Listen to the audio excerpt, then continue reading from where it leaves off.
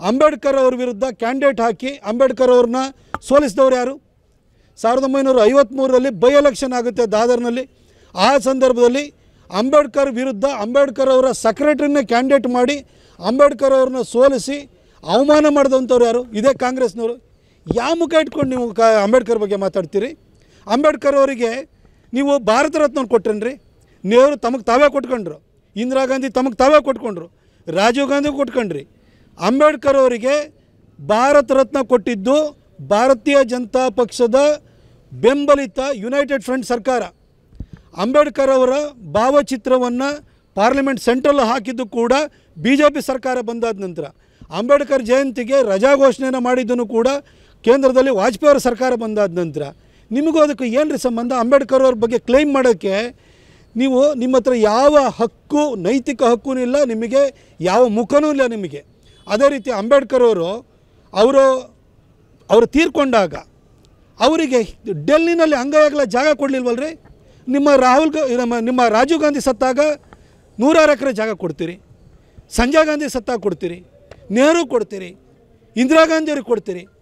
ಈ ದೇಶದ ಸಂವಿಧಾನ ಬರೆದಿರುವಂತಹ ಅಂಬೇಡ್ಕರ್ ಅವರಿಗೆ ಅವರನ್ನು ಕ್ರಿಮೇಷನ್ ಮಾಡಲಿಕ್ಕೆ ನೀವು ಡೆಲ್ಲಿನಲ್ಲಿ ಜಾಗ ಕೊಡಲಿಲ್ಲ. ನೀವು ದಾದರಿಗೆ ಅವ್ರನ್ನ ಕಳಿಸ್ಬೇಕಾಗಿ ಬಂತು.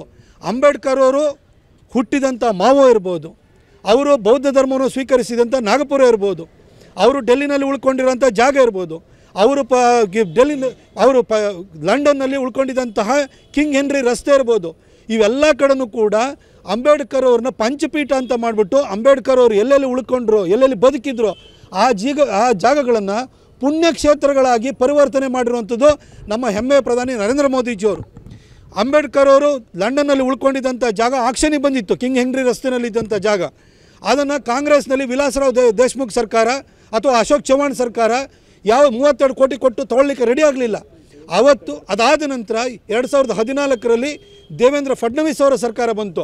ಅವರು 32 ಕೋಟಿ ಕೊಟ್ಟು ಆ ಜಾಗನ ಖರೀದಿ ಮಾಡಿದ್ದು.